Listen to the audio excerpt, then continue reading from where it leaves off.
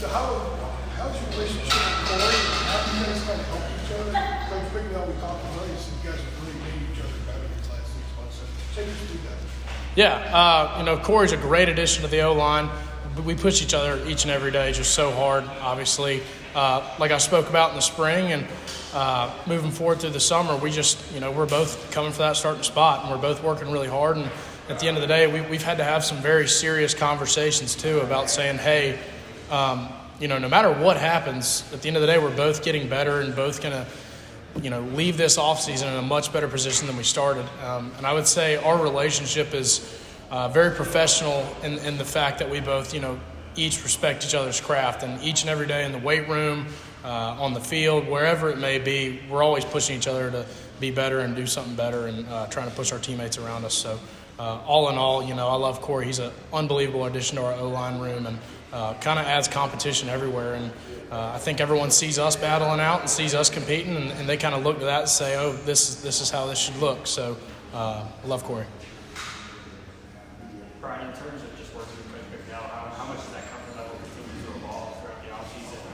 The interactions are somewhat limited still, but how much more comfortable do you feel with what he wants everything to look like come the start of the season? Yeah. I am very comfortable with the way Coach Bignell is starting to run the show. We've made some small adjustments in terms of the way sometimes we'll do our pass protections in terms of setting the pocket a little firmer or maybe getting a little more vertical in our inside runs and stuff. And just hearing him come in at the beginning of spring and talk about what he wanted to see, what his vision was. Vision's a huge word for him, so it's just what his vision is of everything panning out, and then just going throughout spring and to see how his vision actually took place and seeing everything start to kind of unfold and look really good when we were able to find some success in practice running the ball or having some good pockets and, managing the amount of sacks we were giving up in practice. I really like him as a coach. And then off the field, too, he's an unbelievable guy. He's your classic funny Boston guy. And he's always good to be around and can brighten up a room just by the fact that sometimes he's a little different. But that's what all O-line coaches should be because it's an uncommon position. What is that vision, and what word or 2 words can you constantly hear him say that kind of supports his vision? His vision is, I don't know if I could give you 2 words that necessarily describe it besides just, I don't know if I can give 2 words, but he has so many, he calls them vision tapes when he says, this is how I want the inside run to look. This is how I want the counter to look. And we see that. And, we take notes on it, and then we come back from practice, and we see our improvements we make. He goes, okay, that's vision tape type stuff he just did right there. And I think, obviously, his vision is just to have unbelievable success. And the biggest thing for our run game that I think we lacked with in the past that he really wants for us is us playing on the defensive side of the line of scrimmage. And that's just something he really emphasizes in the run game is just him saying, hey, why does the D lineman always have to come off low and get good pad level? Why can't we win pad level? And so we see that and then apply it, and whenever we're able to get underneath their pads, we see some success. So that's a big thing he hits at. Brian, you've been a leader for this team for a couple of years now.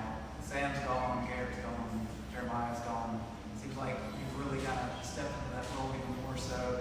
How have you embraced that this offseason? And as one of the veteran guys, how do you try to change things or keep them the same?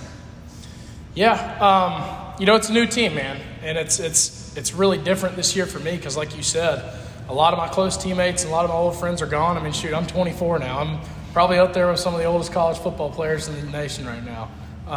But the fact of the matter is, you just have to understand who the team is and get to know the guys. There's a lot of younger guys that previously I didn't hang out with and spend time with off the field. So I guess as an older guy that's lost a lot of his old teammates, really just trying to immerse yourself in with the new guys. And we go through it every single day, working out and training.